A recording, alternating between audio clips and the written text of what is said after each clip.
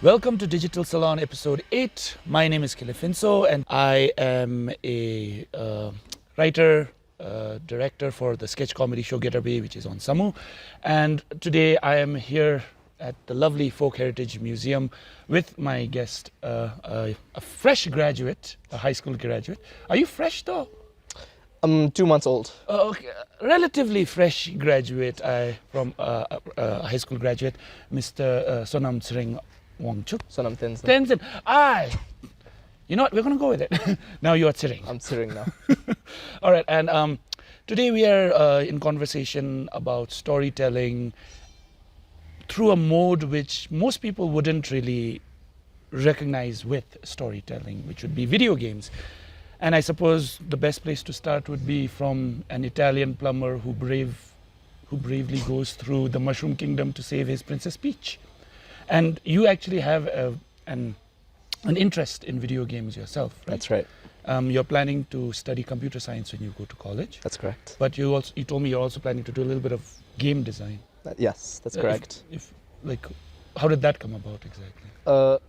I think the reason that it came about was ever since I was very young, I used to play a lot of video games in my spare time. Who didn't? My parents had given me a Nintendo DS when I was younger, and I have very fond memories with my cousin brother who used to steal my Nintendo and break it.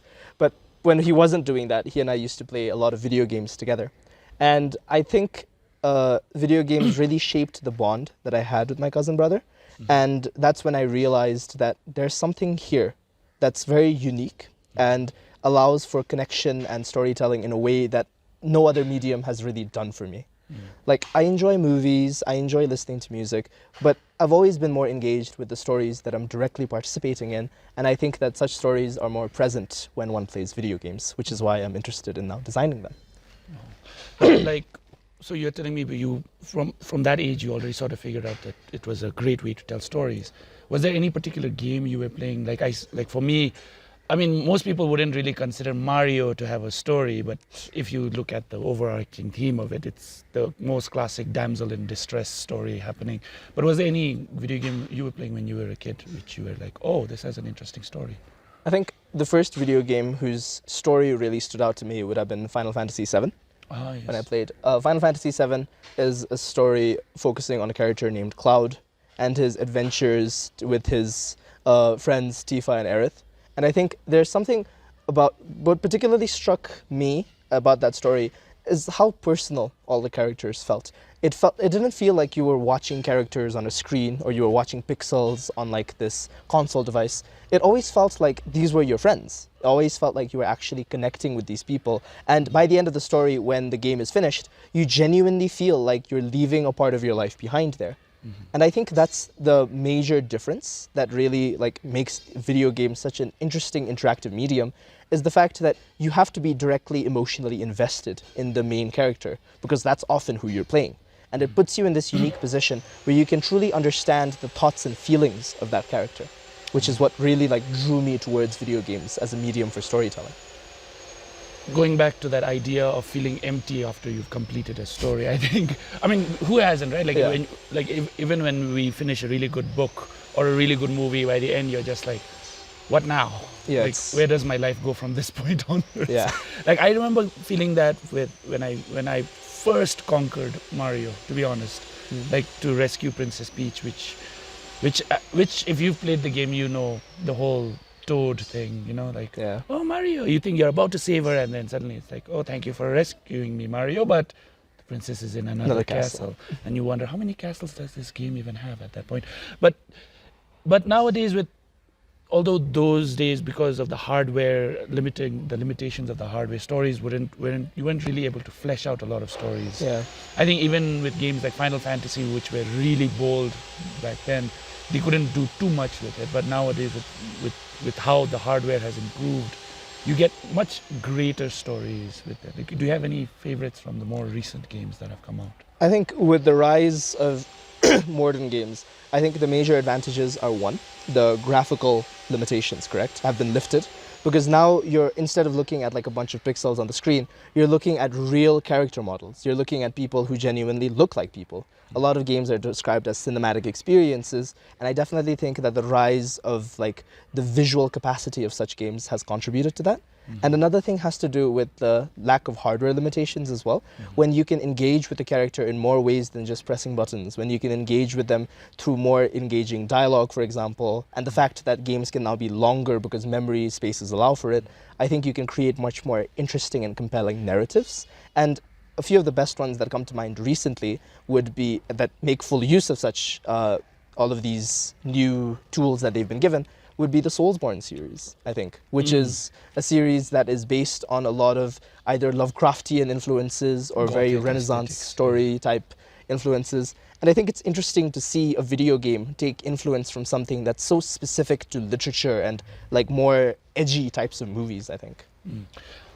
Bloodborne definitely has to be my favorite game out of the Soulsborne series. I have not played a video game for the longest time owing to my visual impairment, but I do that one thing that seems to baffle everyone, which is watch other people play video games. It's actually it's like watching a story play out without you having to get frustrated in that story. Yeah.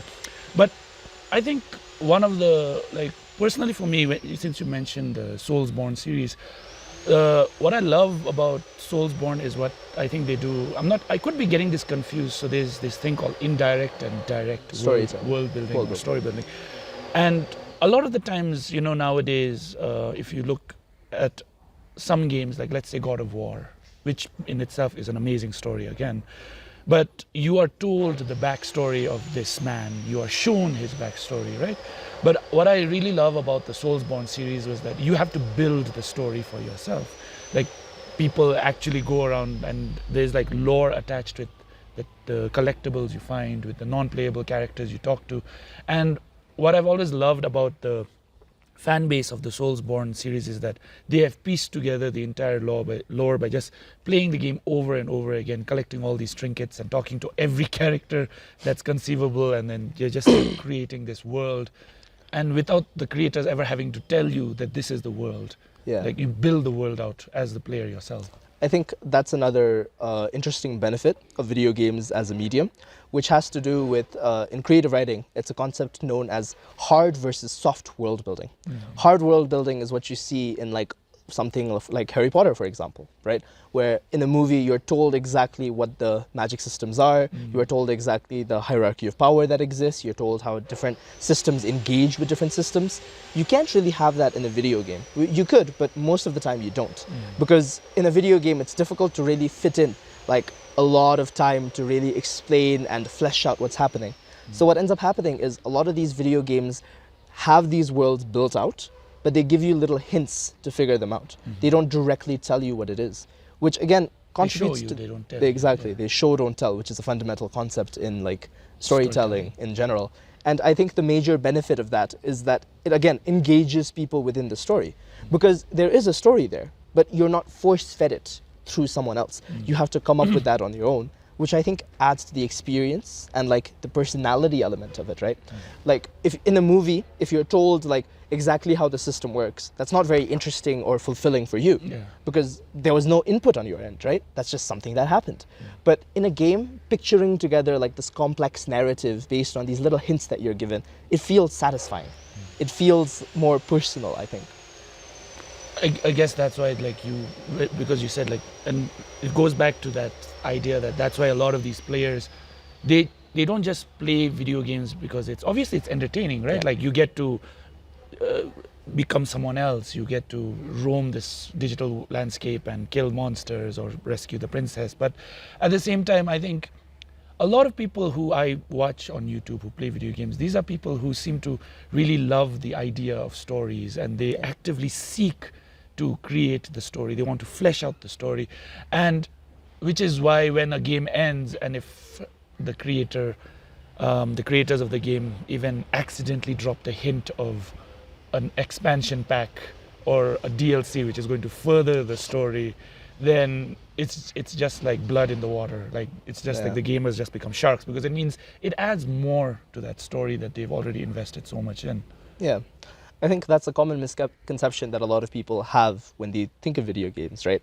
They focus more on the game element of it, where it's just, oh, it's dumb fun. And a few games are like that. Yeah, they can be dumb fun. Yeah. I think examples would probably be the multiplayer shooter games, which don't inherently have a story to them, but it's a lot of dumb fun. Yeah, it's like something like PUBG, Fortnite, for example, which are very popular games. Those are just like dumb fun. But I think it's incorrect to generalize that to all different types of games. There are a lot of different games, for example, that are very text or story based. Oxenfree is a game that comes to mind where there is no gameplay necessarily. It's just you're playing as this character traveling this world to uncover this story. That's it. There's no real game element to it, and yet people engage with it because the story is so interesting. And the story only works because you're playing as that character, which is why I think people get so much more invested for video game sequels or DLCs compared to sequels for movies.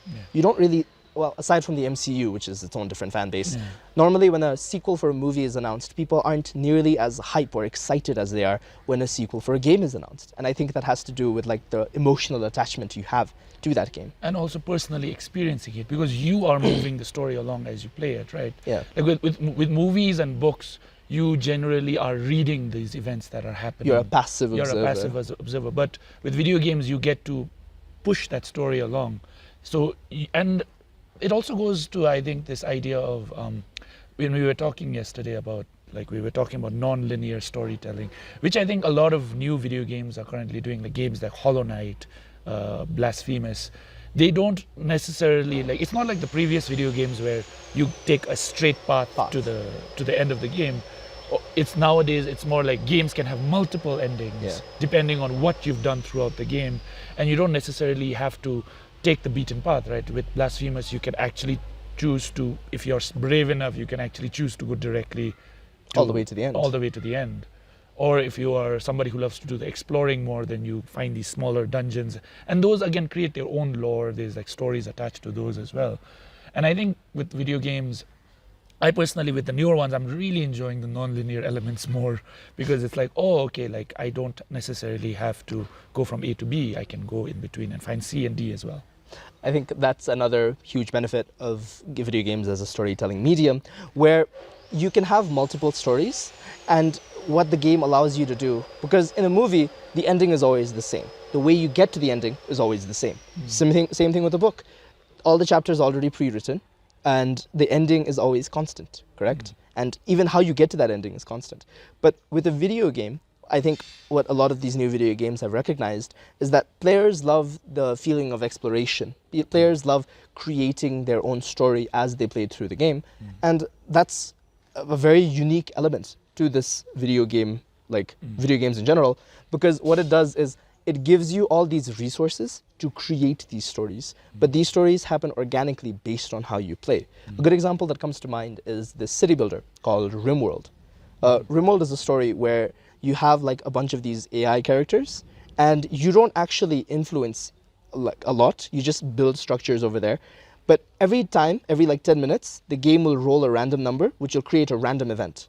Okay. So I remember in one of my playthroughs of the game, I had a character who had survived a nuclear blast, who had killed an alien, and then later got married to his husband. And in another alternate timeline, there was a character who immediately got killed because a brick fell on him. That's it. These are all these different stories that exist, and it's interesting to see like how different players express themselves in that form, I think. I've never heard of RimWorld. I'm very uneducated in that field, but it sounds fascinating. Is it something that I can play easily, or do I have to like? RimWorld is fairly easy to get into. Good, I think RimWorld is like a type of sandbox game, which is where like the point, sandbox game would be something like Minecraft or GTA, where the point is there's like this overarching narrative that you can follow if you'd like, but the point is more to just exist in the world and do your own thing. Simulating. Yeah. Real life in a virtual space. That's correct. And a while ago, we were talking about how sometimes even fans, because they love the game so much, can actually influence the creators to take the ideas of what the fan have created. Yeah. I think one example you told me was the FNAF series, right? Yeah.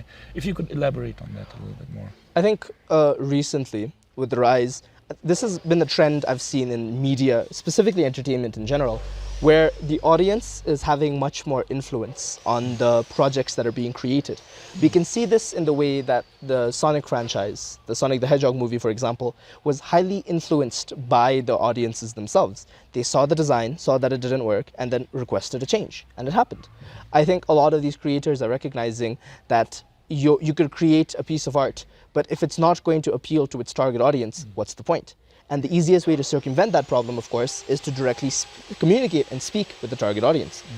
That, again, is something that I think video games can really engage with, because two things. One, video games are a player experience, correct? Because you have to play them. Again, you have more emotional investment, which means that you're more likely to see what it is you want necessarily. Also, importantly, video games are a much longer experience. The longest movie you can find is maybe 3-4 hours. But the longest video game can be up to 700 hours. There's a lot of content there and therefore more emotional engagement. And I think with a game series such as Five Nights at Freddy's, for example, or the Soulsborne series, or even something more indie like Hollow Knight, a lot of the narrative is created by players. Because these games are more focused on their gameplay than the story element, the story becomes a bit of a backseat almost. But they still are very engaging narratives. The only thing is that they're not always up on your face. So what it does is it uniquely allows people to explore the story in their own free time. That's something you can't have in the movie. If your movie doesn't have like a base plot, it doesn't work. If your book doesn't have a base plot, it doesn't work. Games can work without a base plot. And it's discovering what that hidden plot is that I think makes it so interesting. Which is this idea like that is specific to storytelling, where it's a philosophical question, really. Should storytelling be you telling ideas to the people, or should it be you giving a series of facts and then the people making up a story based on those facts? And it's recognizing which one is more interesting in the long run. I mean, if you like going according based on what you said, if you look online, if you go to like theories, for example, how many people come up with theories on, or rather their own stories based on the information they've gleaned from games, right? Yeah. Like, and one of the best things is each of those ideas that they come up with could actually work. It's not like there is with video games, and I think with how much the fans respond to the stories in the video games, there is no such thing as this is the correct story. I mean, in the game, yes, in order for the game to have an ending, you need to have one correct ending. But then a lot of the time people are more than happy to create their own endings. And they're not just that, but then to create theories. It's gotten to the point where I think people even start creating prequels to the world, like how did this world come up to be, or how did this character come to be, like and that also sort of, and because people demand that certain games have a backstory. For example, the Blasphemous game has a prequel to how the penitent one ended up in that giant pile of corpses that he starts off the game in, right? And I think for me personally, that's always been something that I've loved about video games, is how different people can have different reactions to this same story. And build out from it, right? Yeah. And with my younger brother, actually, he's a big Five Nights at Freddy fan, and I think the theories around that game are some of the more fascinating ones to follow. Yeah, it's quite bizarre. Yeah. But most people probably don't know what Five Nights at Freddy is, so if you could explain to them that. It's a video game series about a serial killer, and anything beyond that is completely up to speculation, so I'm going to leave it there. You can look it up online. There's tons of resources about it. It has a very dedicated fan base. It's incredible the amount of resources fans have come up with. Which I think has to do with another major advantage of video games that's unique to it as a medium, which has to do with the idea of impact. I think anyone who takes a storytelling course can tell you that the point of storytelling is to convey a bunch of themes. And these themes, of course, are ideas that are supposed to make you feel something. And as any parent can tell you, it's much stronger for a person to feel something after they've discovered it for themselves than to be told to do something. If you tell a child to not walk into the thorny bush, he's not going to really understand why. If the child walks into the thorny bush, gets hit, and then realizes, hey, this kind of hurts, and then comes back, it's more likely that he'll learn and remember that, right? Which is what I think video games allow us to do. Because rather than being told directly what is happening, because you have to piece that together, it has more impact on you, right? Which is why so many people actually want to create all of these theories and alternate universes in them, because they're so emotionally invested in that, right? You don't see people trying to like do multiple spin-offs of maybe the Transformers series, for example, right? It's more specific to video games. The Transformers series, Michael Bay. Oh, no, I'm not going to. Michael Bay is not a good director. Okay. We'll edit that out. we are sponsored by Michael Bay. Oh. They're gonna put in an explosion in the back. Sponsored by Explosion PNG. Yeah. But like when it comes to video games, I think at the same time, one of the ideas that I love is the ability to retell old stories, or for people to discover stories. Like, not many people knew that the Witcher games were based on a novel or a series of books that, when they were actually published, didn't do so well, and then these guys, the creators of The Witcher, they came across it and then they decided to turn it into a video game, and next thing you know, the sales for that book starts to skyrocket. And that's something that I really loved about the Batman Arkham series, because of the fact that they were retelling a lot of Batman stories, which sadly we never got to see on the either animated, or because I feel like there are some things that you could have done really well with animation, but getting to play the Batman Arkham Asylum games and to experience, which Batman Arkham Asylum is sort of loosely based on Grant Morrison's Arkham Asylum, Serious House on Serious Earth, and with that idea I feel like video games can tell new stories, but at the same time rejuvenate some older ones which many people probably might have glossed over or forgotten. I think it's to do with the strengths of video games as a visual and interactive medium. That is what really allows it to tell these stories effectively. The reason the Witcher books didn't really sell as well as they did, obviously aside from maybe less budget on marketing, has to do with the fact that the Witcher books are a highly long epic type of story. And epic type of stories are difficult to keep track of in books, unless you're a Song of Ice and Fire reader, but that's a different type of breed. But the idea here is that it's more easy to understand such stories, and it's more accessible when it's in the form of a visual medium where you can see the characters doing something rather than it being described. Despite the fact that there are a lot of readers, it's very easy to say that reading is a bit of an inaccessible hobby for some of these really complex stories, right? Where maybe you don't understand the words, maybe the narrative is too difficult to keep up with. Whereas in a video game, even if you're not 100% understanding the narrative, because of the way that it's designed, you can always continue it forward, which I think is another benefit that it has, right? Not to mention that with this idea of activeness in your video gameplay is important, because a lot of these stories that they're retelling are based on characters, right? And it's much easier to understand a character, their mental philosophy, and their attitude towards life if you're in the headspace of that character, if you're playing that character, I think it's the reason why the Batman in the Batman Arkham Asylum series feels so much more personal, rather than it just being this rich philanthropist billionaire. Very good looking rich philanthropist billionaire. I'm just the first part of that sentence. Okay. No, but you were saying it's character driven, and I think a lot of video games today are character driven. We were actually discussing this, one of my favorite characters in video game of all time, Kratos from the God of War series.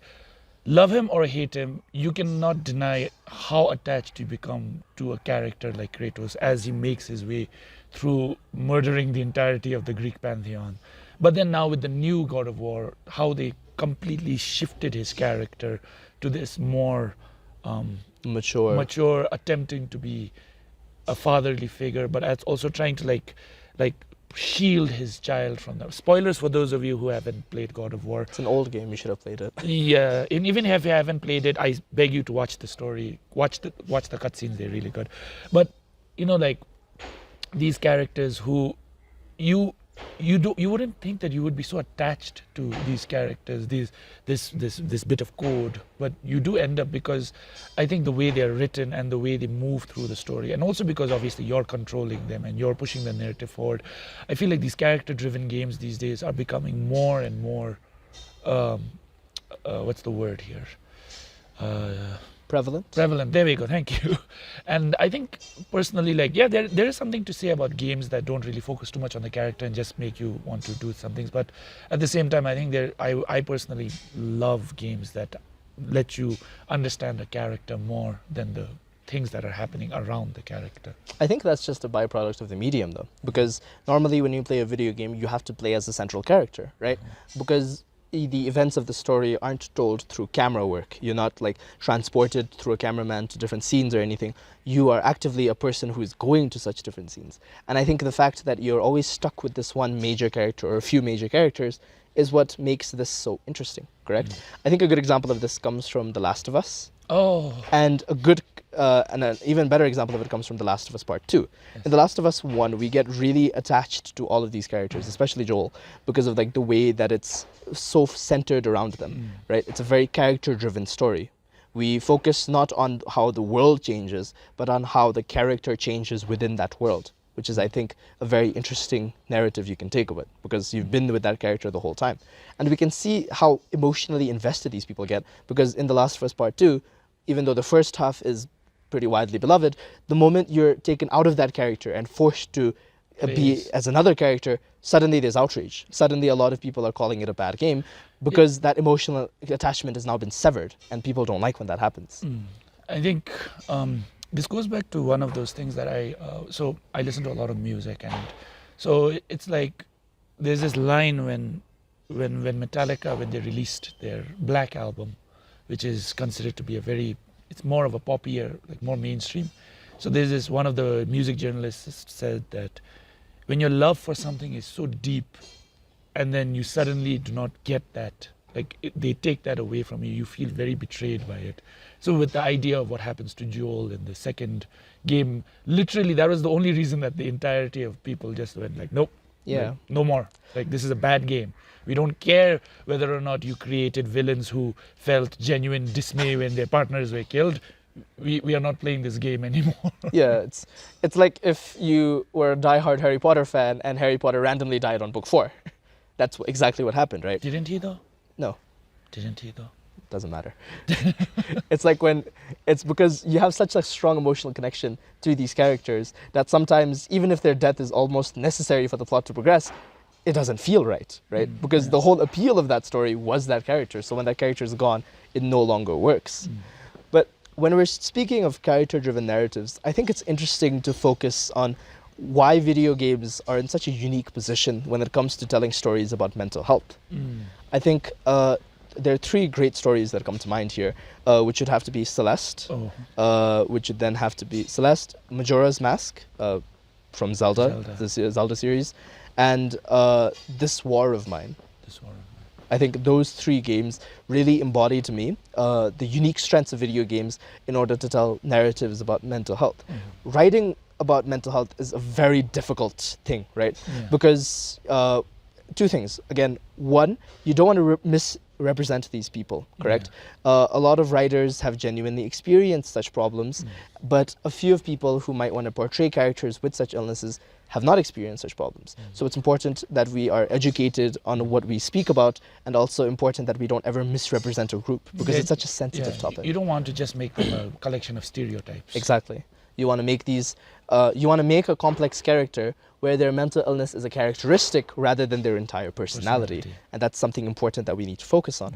And 2, it has to do with the fact that, 1, we're in their mental headspace, correct? In something like a movie, it's fairly difficult to convey this idea. Something like depression, for example, is very difficult to convey in the movie because it's not really possible to express this idea of dread, this looming want to not do anything over a course of a 2-hour screen time. But in a video game where you're playing a guy who's just going through his room again and again and again, maybe this guy who's going through the same world ending in 3 days again and again and again and again. This War of Mine is a game where you're in this post-apocalyptic society, correct? And your job is you're the leader of this survival faction. And as a survival faction head, you're seeing all of these people dealing with the stress of losing all of their loved ones in this post-apocalyptic society, right? Every once in a while, the groups mutiny because their stress levels are too high, correct? By being so thoroughly engaged with such people, you can truly feel the stress that they are in such situations. Because when you're playing as a character in the video game, if the characters are feeling stressed, you're there, so you're feeling stressed as well. That's uniquely different from like in a movie, correct? In a movie, if we're seeing a character on the verge of death, that's not necessarily like hurt us that much because we're on the other side of the screen, right? Yeah. And I think a unique example of this that I really liked, one of my favorite games of all time, has to be by Matt Makes Games, who made Celeste. Celeste is the story where you're playing as this small girl, right? And the point is she's climbing a mountain. The whole game is just an analogy for trying to overcome depression, trying to overcome suicidal thoughts, trying to overcome anxiety. And we understand her so well because halfway through the game, when you're almost at the summit of the mountain, you get plummeted right back down. There we can understand how it feels for these people with mental illnesses when through therapy and the support of all their friends, they feel like they're almost there. But then something just happens and you're completely regressed. That's an emotion that's very difficult to convey in a movie, I think. And I think Celeste does one of those, it has that character where in the mirror. Yeah, the Battlein. Yeah, and then what I loved is, even though it's like, it's the one that tells her like, why are you doing this? Why are you climbing this mountain? It's too tough, don't do it. And I think it also goes back to, that's how we feel a lot of the time too. Like when we try to be productive or when we try to do things which are not inherently easy, there is that part of us which is like, why are you doing this? Why are you putting yourself through this discomfort? Why not just go back to bed? And I think with Celeste, firstly, amazing OST, love the soundtrack to Celeste.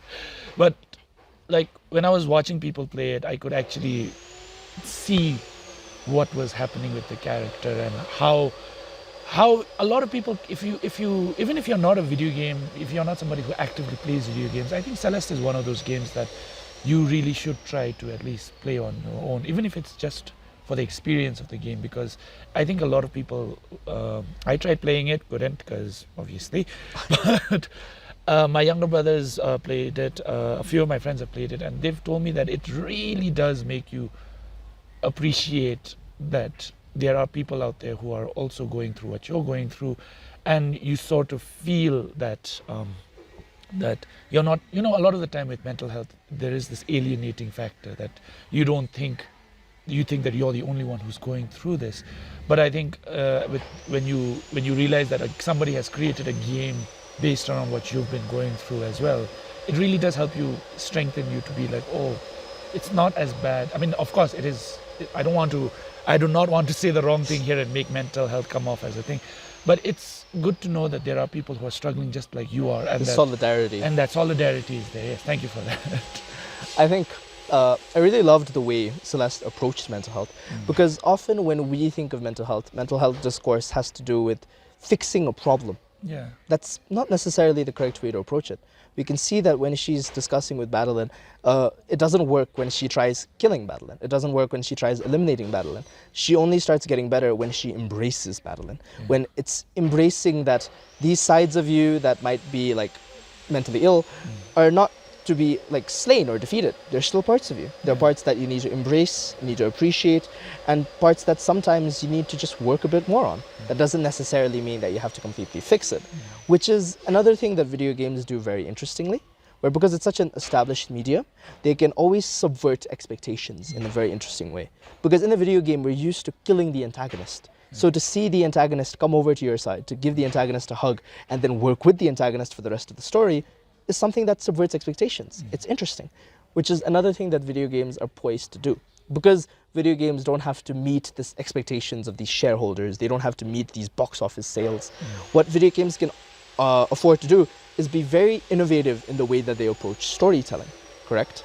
If you have, like, for example, Zelda, The Legend of Zelda Breath of the Wild is an open world Zelda, which doesn't really seem to work, correct?